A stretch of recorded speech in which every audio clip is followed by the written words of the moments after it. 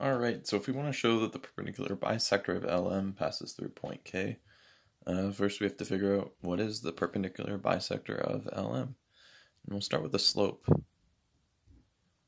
of LM. And that's the change in y over the change in x. So our change in y will be 3 minus 1 all over a change in x, which is negative 2 minus 8. That'll give us 2 over negative 10, or negative 1 over 5. Now if we want to make this perpendicular, we take the negative reciprocal, flip and make negative.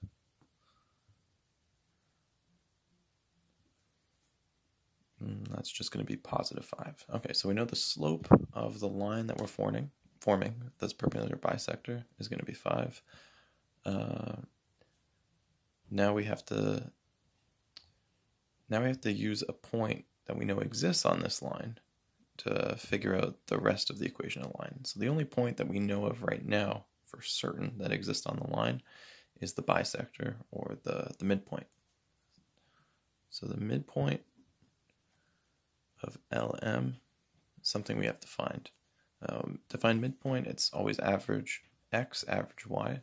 So the average x is going to be 8 plus negative 2 divided by 2.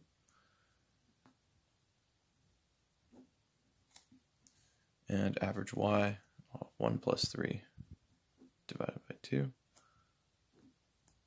then I'll just give 3, and 2. Okay, so we know the slope, we know a point it passes through, and now we can generate an equation for a line. So y equals 5x plus b. We're looking for that b.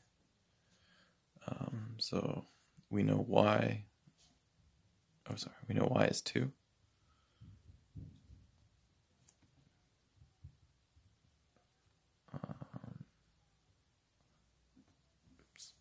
So 5 times 3, x is 3, and then it equals b. And then this, plus b.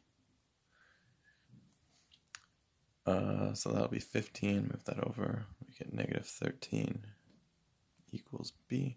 So our general equation for the perp bisector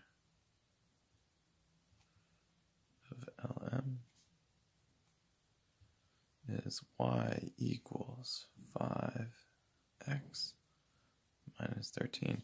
Now we have to check if this passes through the point K. And the best way to check is just substitute the point K into this equation and see if it holds true.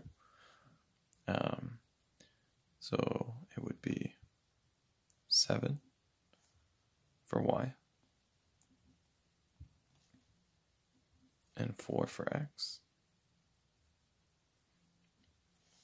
So subbing these into this equation, 7 equals 5 times 4 minus 13.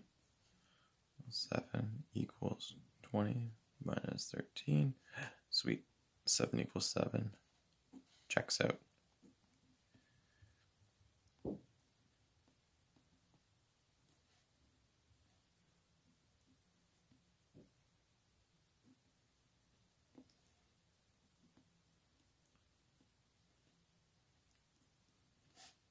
Alright, now this isn't that rigorous. I really should have done a left side, right side type thing, but as like a bare bones kind of way of solving this type of problem, it's not bad.